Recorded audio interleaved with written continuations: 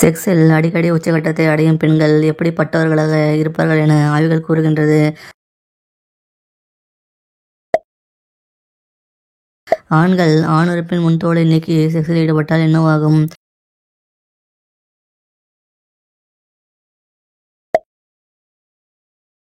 பெண் குறிக்குள் ஆணுறுப்பு நன்றாக சென்று வர எது முக்கியம்?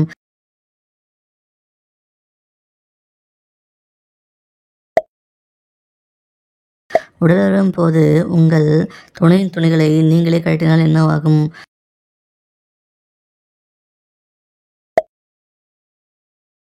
உடலுறவின் போது பெண்ணின் கூந்தலை தொட்டு தடவி வருடினால் என்ன நடக்கும்?